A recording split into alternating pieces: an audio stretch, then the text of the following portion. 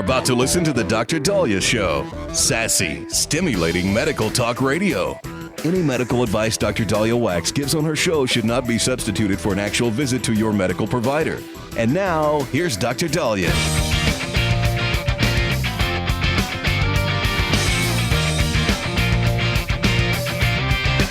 All right, we are back on Dr. Dahlia Show. Thank you all for tuning in. 1-877 Dr. Dahlia, 1-877 DOCDALI. So the shooting of Renee Nicole Good, 37-year-old woman who was in an SUV yesterday in Minneapolis, while ICE was carrying out procedures and operations.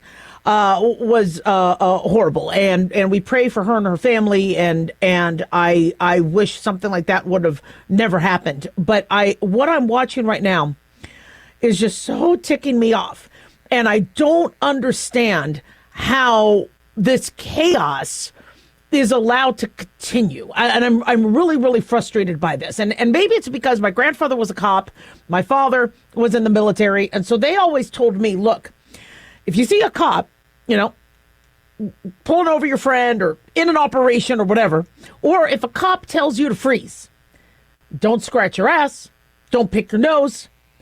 You follow what the cops are saying because they're in a heightened state of awareness. They're in a heightened state of self-defense. They're in a dangerous situation. So if there's an operation to take down cartel members, I don't understand why Mayor Frey or the governor of Minnesota or public officials aren't moving the protesters to peaceful areas where they could protest. We're all for peaceful assembly. Just like we spoke about that with the university. You can have peaceful assembly. You have your First Amendment right, and we protect that. And we want to, always embolden that. But there should be areas for the peaceful protest. This way people can still go to class. And not get slurred and racist and anti-Semitic comments at them, where they could still get to class, be able to access their keys, their car, their dorm. Well, same thing. If there's Minneapolis, a beautiful city, there's many places to be where you could have your peaceful protest. And instead, you see what's happening. ICE agents are trying to carry out their operations while not only, preparing for being shot at by the criminals they're trying to get, but then also the mayhem that they're getting from protesters. And it's a dangerous situation. Now, there's a lot of back and forth as to what happened yesterday. Was Renee Nicole Good innocently there? Her car was in the wrong place at the wrong time. And half this country is saying she just, realizes she's in the wrong place, decides to drive away so she doesn't get in trouble with the police, and then she gets shot at. The other half of the country is hearing she was there, trying to block ICE from doing what they're doing, asked to be removed, and then when she guns the car, there's an ICE agent in front of her, and as you see with the bullet hole, he shoots because he thinks she's ramming him. Do I really think she wanted to ram him? Seeing that she backed up and then gunned it, I think she maybe wanted to get away from the ICE agents, but you're gunning a car when you have people in front of you. It's going to cause human beings are going to try to protect their lives first.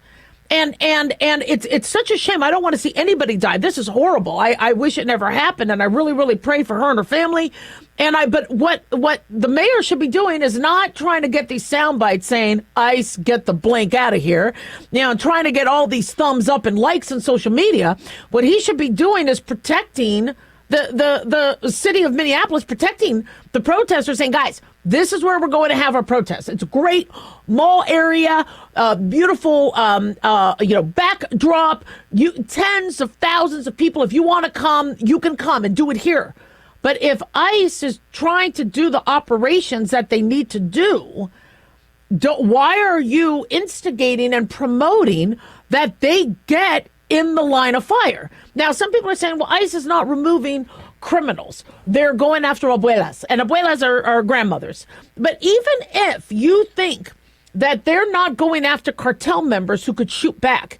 Even if you think they are going to take an abuela, that still could be a dangerous situation because somebody could still be shooting from the house or the apartment. It's a dangerous situation interfering with the operation. Now, it used to not be like this because what's supposed to happen is if there is a federal operation, they work with local authorities and then the local authorities work with them. Well, what happened, I believe, in Colorado and other cities is when the Fed said, look, we're doing an operation, we're coming in, somebody decided to leak it to the media.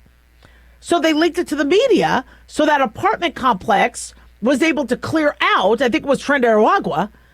And then the feds are like, well, then I guess we can't trust local public officials because somebody's going to leak it to the media. And that shouldn't be the way this is happening. Everybody should work in. This should be common sense. All right. We have there's a threat in your city. We're making you aware that there's a threat in your city. We are going to remove the threat. All right. This is covert. All right. Don't let leaks happen. We're going to work with you. Please make sure that there's no protesters, innocent bystanders, around. This is what we're going to do. And that's not happening. All we're hearing is anti-ICE, anti-ICE, anti-ICE. And we wouldn't be in this position if criminals didn't very easily get into this country over the last few years. I don't want to see anybody die. And it really frustrates me because this is a real easy fix. Have protesters in a safe area. Ensure it's not in an area where ICE is going to have an operation or federal authorities are going to have an operation or local law enforcement is going to have an operation. I mean, you could protest ICE. Well, that's our First Amendment right. But when these individuals are trying to remove criminals, and from what we're hearing, some of these people are really, really bad. Murderers, sex offenders, traffickers, and they're trying to free people who are kidnapped and if they're trying to do that, you have got to make sure your constituents are not getting in the line of fire or trying to use their car to block or being in a position where it looks like they're going to be running somebody over. It's chaos, and it doesn't need to be chaos. These operations can happen without there being people dying in the process. 1-877-DOC-DOLLY. Don't go away.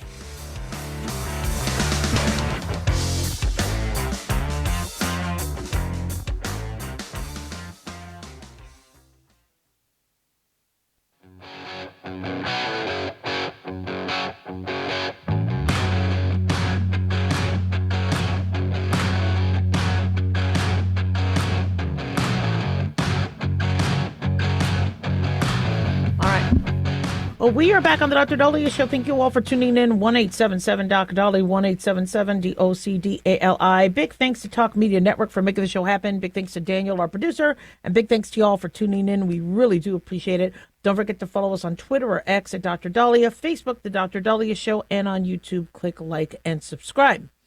So there's been a development in the Minnesota fraud case. That Quality Learning Center, remember, it was supposed to be Quality Learning Center, but the sign misspelled learning. It was featured in Nick Shirley's video. We are being told that that daycare is no longer operational, that they have decided to close. Now, I don't know how many kids are being asked to transfer because I thought the number of kids there was a 0. But the Quality Learning Center, or Leering Center, per the sign, closed yesterday, according to Minnesota Department of Human Services licensing records. No reason for the closure was given. I have a guess. My guess is because it wasn't valid. It's because kids didn't go there. It wasn't an actual daycare center. That's just my guess. And so you need it to be a daycare center. But according to Minnesota Department of Youth, Children, and Family spokesperson, Quality Learning Center requested closure of their license, and it was closed effective January 6, 2026. The provider is unable to reopen without reapplying for a license. Now, if you were innocent, wouldn't you put up a little bit of a fight? It's really interesting. I know you're innocent until proven guilty, but if you actually have a Quality Learning Center, maybe you're teaching how to leer with quality. If you actually have a legitimate business Wouldn't you, sue and say, and no, we're closing down. Yeah, well, because the jig is up. It's up. You were not supposed to, or the gig is up. What's the term for it? You got caught. So the last licensing review for the facility was June 2025. It was cited for several violations, but there was no evidence of fraud, according to state records. Now, whoever announced that the Learning Center was closed, I would love a couple follow-up questions to the Minnesota Department of Youth, Children, and Family Department, and ask how that this happened and what sort of checks and balances were there. Now, there's other learning centers, from what I understand, that did get targeted in the video, and the business did appear inactive. But even though the business appeared inactive during Nick Shirley's video of it, it was still receiving state child care assistance funds. And so that led to allegations that they might have been one of them, the businesses participating in this widespread fraud scheme. So knowing that it's closed, even though it looks like they tried to fix the name on the sign that was misspelled, in fact, Education Secretary Linda McMahon wrote, one fraudulent business in Minnesota that misspelled learning on its building received $1.9 million this year while masquerading as a daycare. I don't understand where the checks and balances is. If you have a school and you're operating something where there's kids, there should be frequent inspections. Is anybody evaluating the food? And it's not just one department. There would be multiple departments checking on that facility. As it pertains to food, as it pertains to OSHA and occupational hazards, as it pertains to safety codes, building codes, and not one person within a year either investigated or noted that there were no kids. Now, somebody could say, yeah, but Dr. Dahlia, they usually like to do the inspections when there's no kids there. Yeah, like 10 a.m. So, seeing that it closed down, that's good. Apparently, the manager is Ibrahim Ali. He's a man who identified himself as the Quality Learning Center manager. He has denied allegations of fraud. Ali said Shirley visited the facility before operating hours. Now, their operating hours wasn't in the morning. They operate from 2 p.m. to 10 p.m. So, okay, well then stay open. Show us that you're operating, but they close. Look, we're not stupid. We're not stupid. And I'm very frustrated because every time something like this happens, there's, things get tight. And now it affects those innocent people who really do need the funding. I mean, I don't blame the federal government for saying, look, we're going to freeze the payments until you guys prove to us you're legit. I think that's absolutely fine and fair. It's a shame because it affects current schools, especially the good ones, but it's very easy to show you're legit because you should have been doing that all along.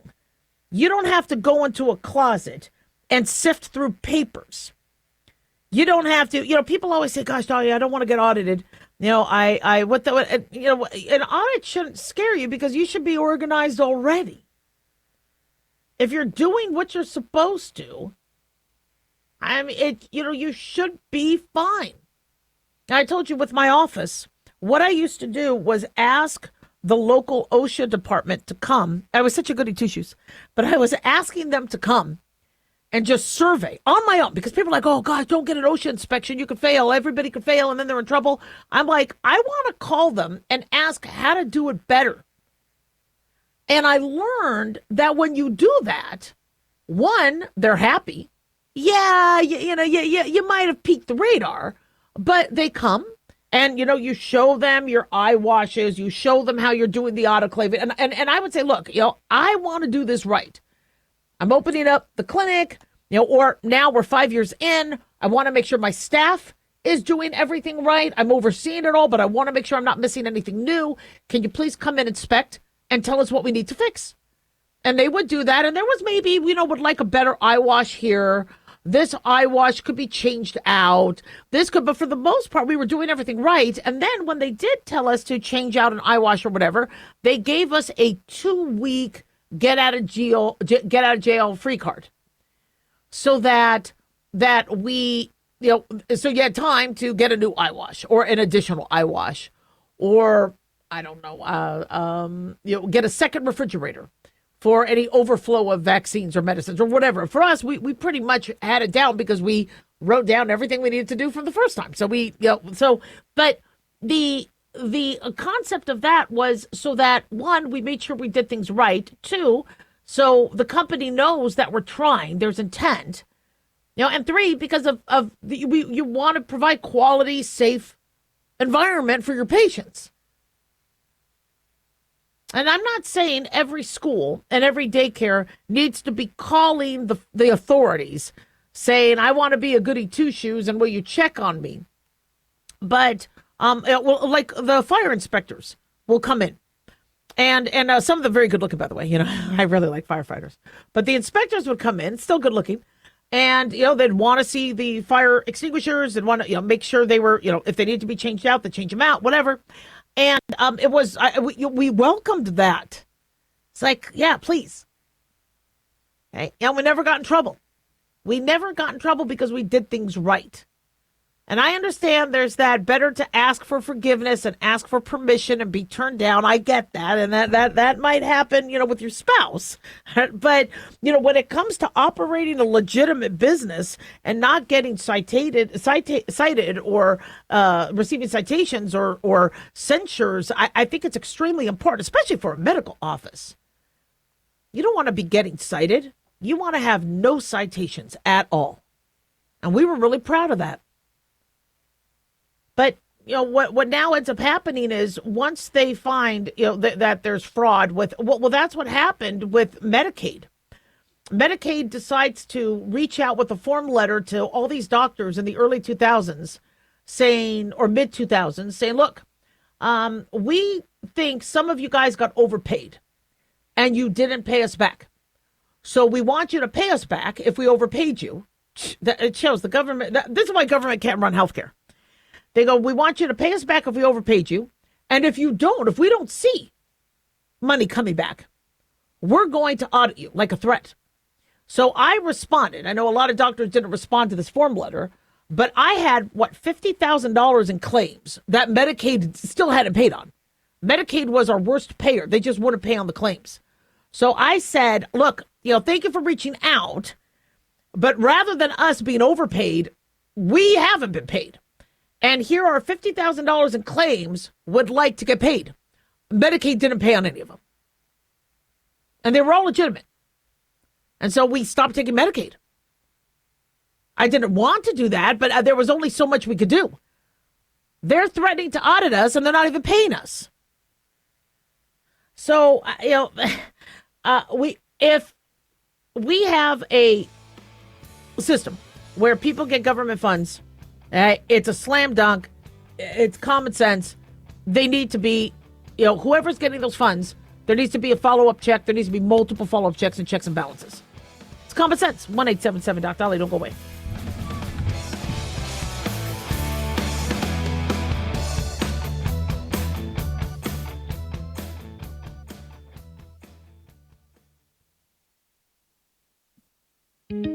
Looking for a gift that can actually help secure someone's future? It's Mark Falter's new book, Common Sense Income Strategies. It makes the perfect gift for that special someone in your life. Mark has helped thousands of hardworking Americans secure their financial future by using time-tested strategies that continue to create wealth, whether the market is up or down. Strategies that will make perfect sense once you take the time to read this powerful book. Common Sense Income Strategies brings to you what Mark has been teaching in person and talking about on the radio for decades. You've worked too long and too hard not to see the fruits of your labor. To learn how to receive your free copy, call 866-764-2635. That's 866-764-2635. Secure your future with Common Sense Income Strategies by Mark Falter. Again, to learn how to receive your free copy, call 866-764-2635. That's 866-764-2635. Have you ever thought you'd like to buy and sell houses but didn't know how or where to get the money? My name is Ron LeGrand, and over the past 40 years, I've bought over 3,000 houses without using my money or credit and taught thousands to do the same. Today, even in a virtual environment, we buy nice houses in nice neighborhoods using no banks, realtors, contractors, or other costly entanglements, and build huge cash flow and wealth without the hassle of tenants, all without credit and little or no money. You don't need a license or experience, and I'll show you exactly how it's done. Text FREE to 99799, and I'll send you my free training. I promise you I'll change the way you think about real estate and open the door to a new lifestyle that doesn't involve risk or rehabs and can quickly replace your current income. Text FREE to 99799 and let me show you how to take your life back and build cash flow and wealth from your home. That's FREE to 99799. Again, FREE to 99799. Hi, it's Mark Falter, host of the Financial Fitness Show. I strongly believe that no one should ever pay 1 penny more in taxes than they are legally obligated. Unfortunately, for most hardworking Americans, this just isn't the case. Why? Because most people spend more time planning next weekend's getaway than trying to ensure they're going to pay less in taxes. My financial fitness team has put together some materials that I know are going to help you. It's the Tax Savings Kit. Tax Savings Kit includes 3 things: free tax analysis, top 10 ways to pay less in taxes, and an investor's guide to taxes. Now, how do you get it? Simple. 866-764-2635. Again, 866-764-2635. I'm Mark Falter. This is Financial Fitness, making personal finance profitable.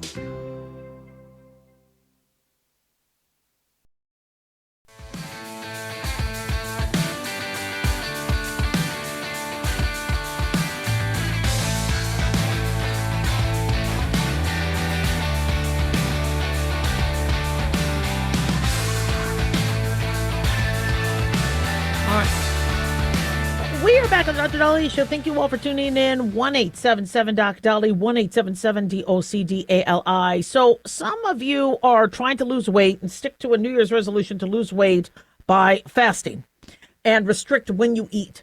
And I've been mixed on that because many of my patients who ended up being diabetic and having diabetes, the majority of them, I'd probably say 95% of them, said they would skip breakfast. And I remember my father even skipping breakfast, that a lot of people who end up developing diabetes were breakfast skippers. Now, I could be wrong now. That number might be different.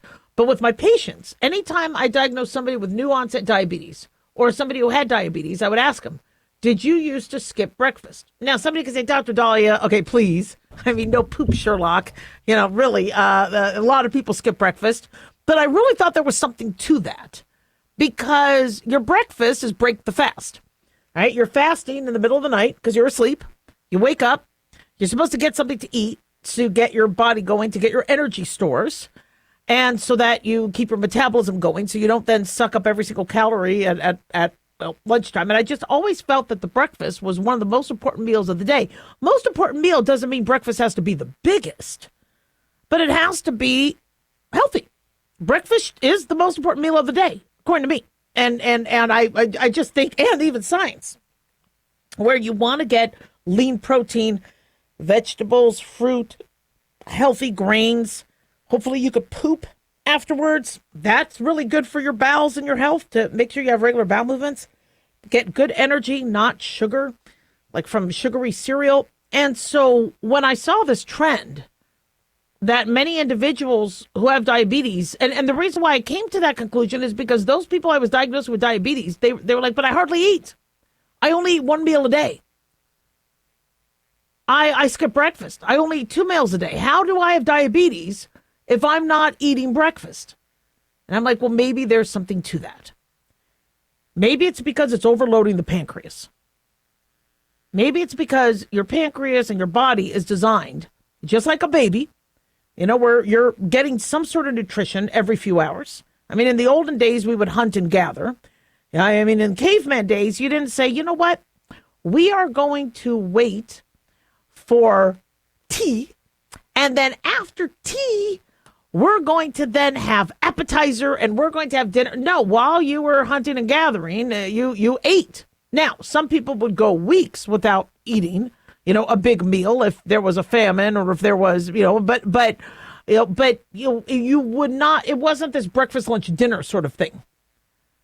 And so your body is designed with the insulin that the pancreas produces and the way your body, needs sugar healthy sugar in order to function.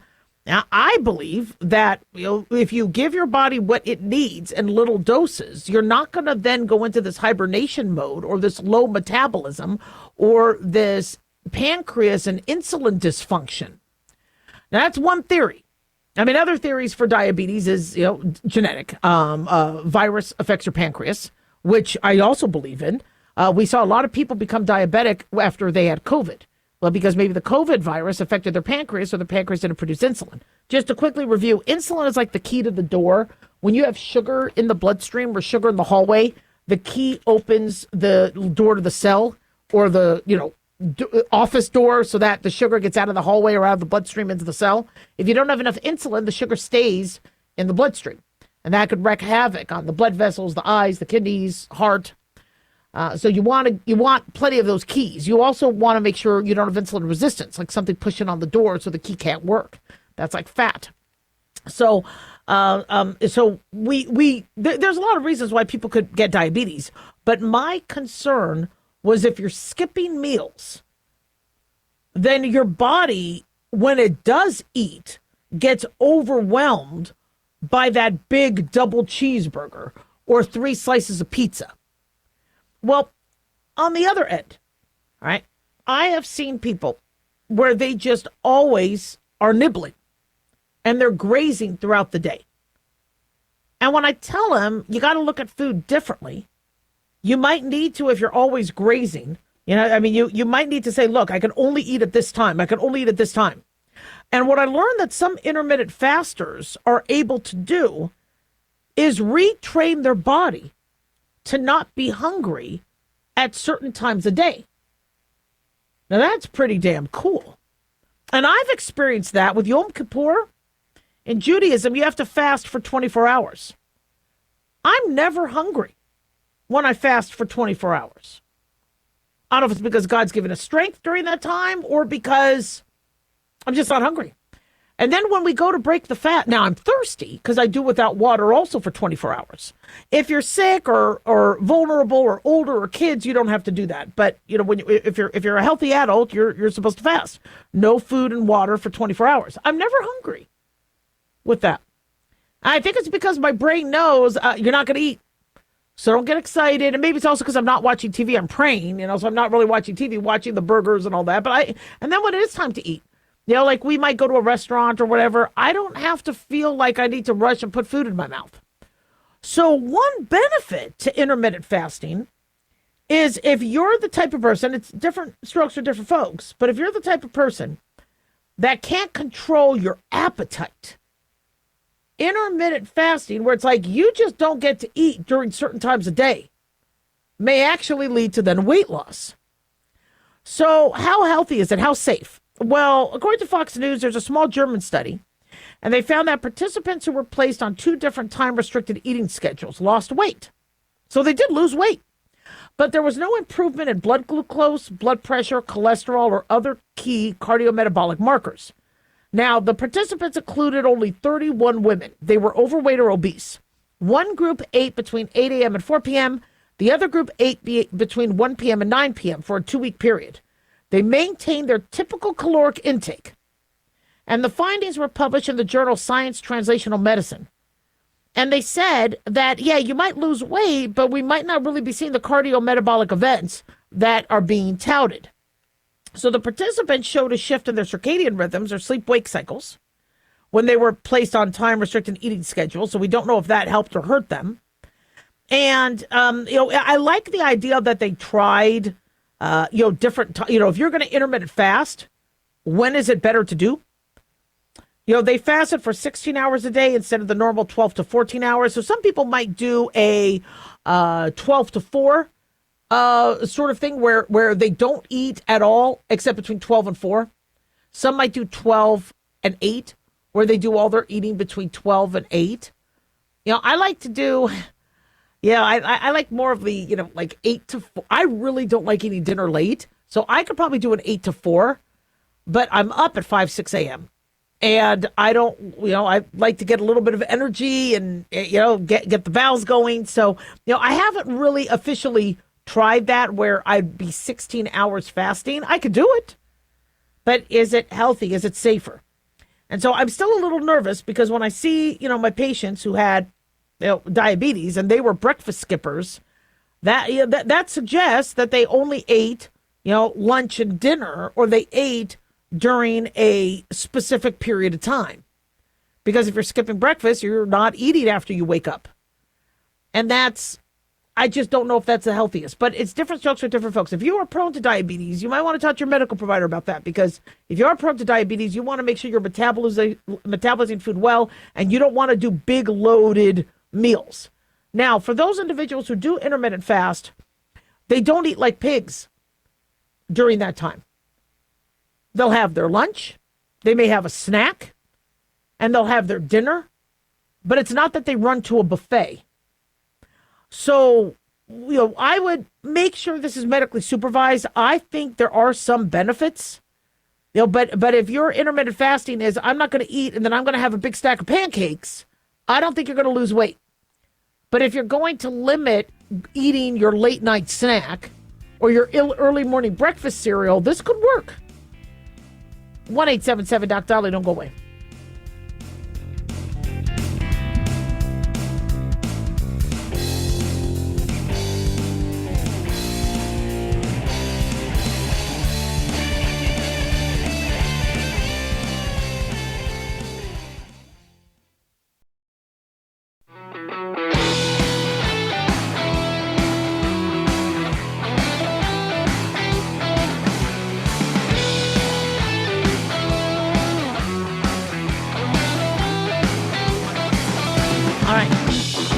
We are back on the Dr. Dahlia Show. Thank you all for tuning in. 1-877-Doc-Dolly, 1-877-DOC-DALI. Big thanks to Talk Media Network for making the show happen.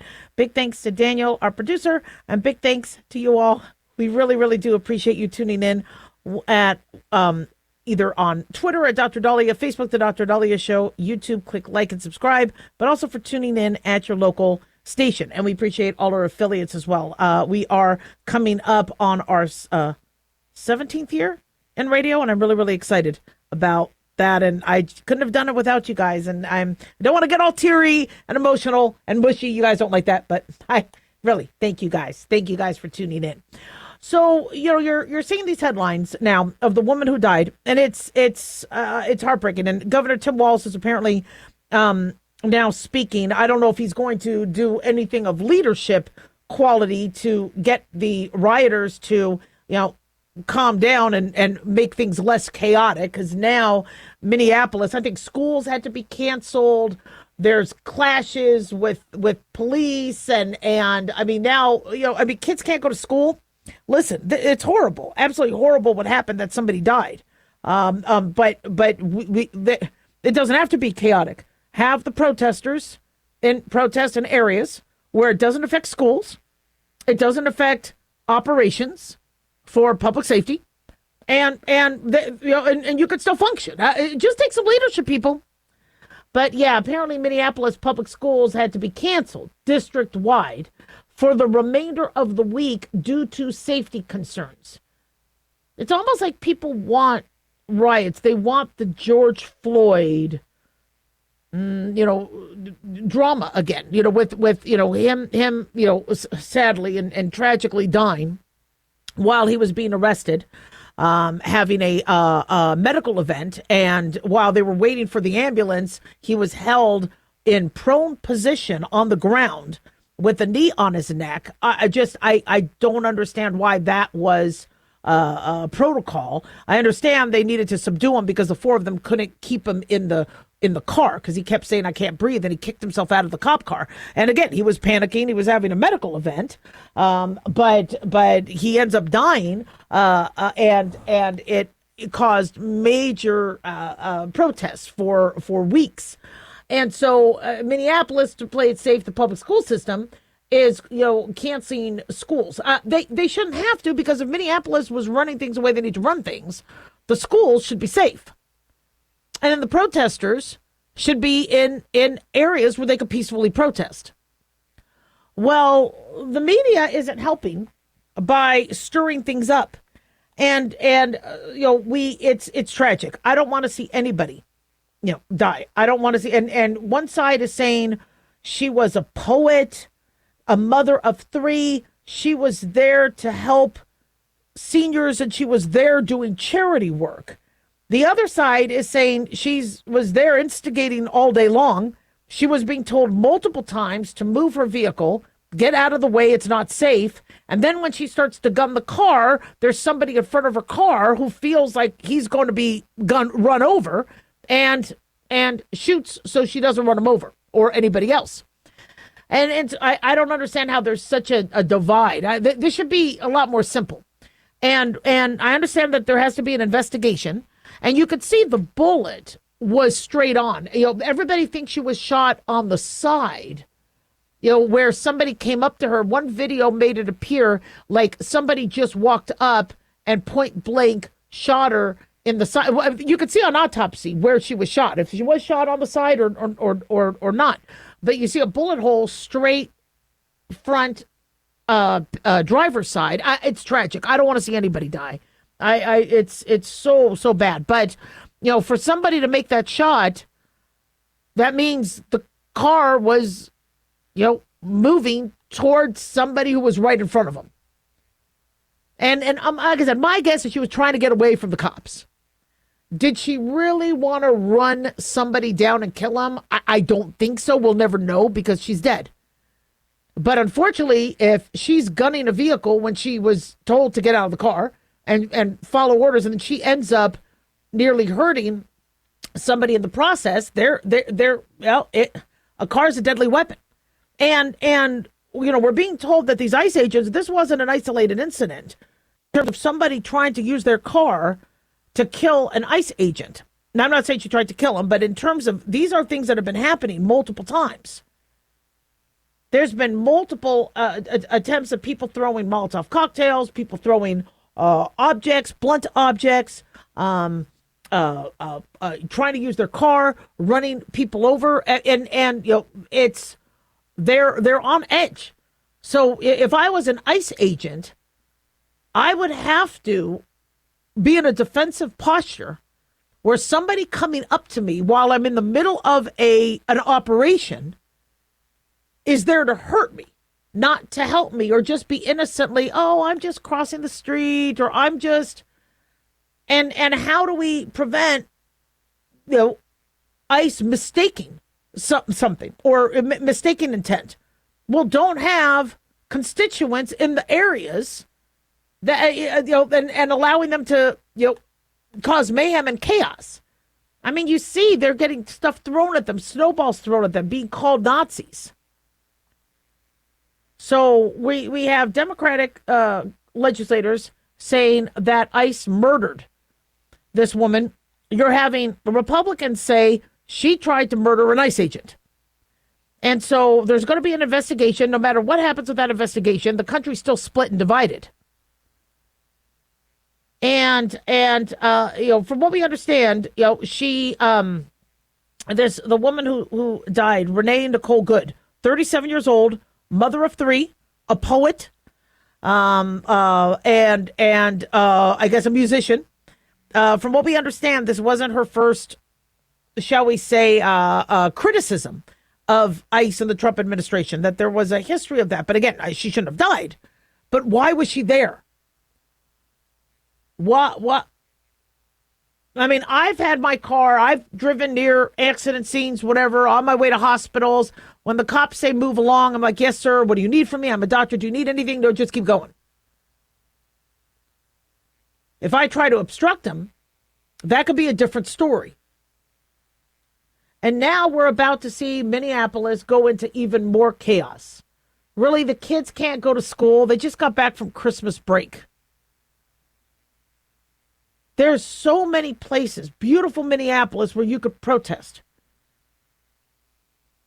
I mean, oh my God, they also have an amazing stadium. You could hold a protest in the stadium. But see, that's not what people want. They want to obstruct. They want to interfere. They don't want to just, I think it shows a lot getting a bunch of people together. If you have a message, get tens of thousands of people in the same area, but having these isolated people, barricading with cars and throwing things and starting to, and I think it's just because people get just all riled up. We talked about the evolution of a riot, and we'll talk about that again in the next hour, but I understand how people want to get, they get all worked up and they want to. I've heard of people saying, I just feel like I want to get into a fight. It's in our human nature, to want the drama, to want I don't want to get punched in the nose, but there's a lot of people that go, I just really want to get into it. And then I want to be able to brag. And that's also why we have videotapes, because people are saying, videotape me getting into it with the cop. I'm going to get some big likes. Well, it's dangerous. And we have some real dangerous individuals that ICE needs to remove. And so do the feds. And so do cops. And I love Minneapolis. It's a great city. Can't wait to go back. But now it's going to turn into absolute chaos. Kids can't go to school. Families are going to now fear that someone's going to be burning down their store. It doesn't have to be. 1-877 Doc Dolly. Don't go away.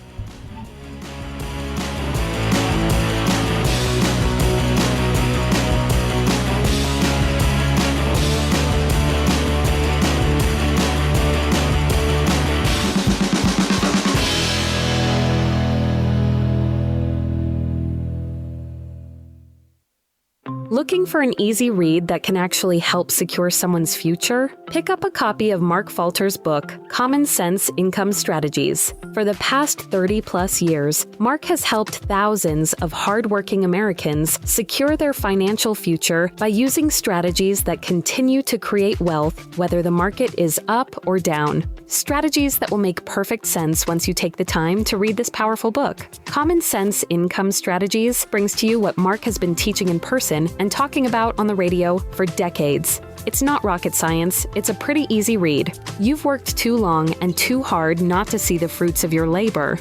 Common Sense Income Strategies is available now on Amazon or by calling 866-764-2635. That's 866-764-2635. Common Sense Income Strategies by Financial Fitness Show host Mark Falter. Secure your financial future today. Hey guys, it's Clyde. We've had a lot of requests for Ground Zero merchandise, so we put together an online store with a big variety of high-quality items. I'm really excited to let you know about these things. We have a lot to offer you and your loved ones. In addition to our regular apparel, such as t-shirts, beanies, hoodies, and hats, we've expanded our product line with posters, flags, aprons, mugs, and a whole lot more. We also have Ground Zero collectibles along with a limited edition of items like a Clyde Lewis canvas portrait, a Ground Zero embroidered jacket that will certainly make for great gifts and for interesting conversations with family and friends. And we now offer publications such as Ron Patton's book about mind control, MK Zine, and back copies of the official magazine of Ground Zero while it was in print. Paranoia, the Conspiracy Reader, also coming in 2023, are updated and revised books that I've written. There's a secure and easy-to-use shopping cart for your purchases. So shop today at our official store by going to groundzeromerch.com. Again, that's groundzeromerch.com. Dr. Dahlia here. Are you tired, burned out, gaining weight, succumbing to the daily pressures of life? Well, how's your dopamine doing? How you feel right now, how you'll feel an hour from now, and how you'll feel next week is completely reliant on your dopamine. Our daily motivation and willingness to push through challenges depends on the intricate chemical process dopamine provides. Christian Kalikas and I created Deploying Dopamine, a book that tells you what dopamine is, when it dysfunctions, and how to successfully deploy it when needed. Find Deploying Dopamine on Amazon today. Check it out.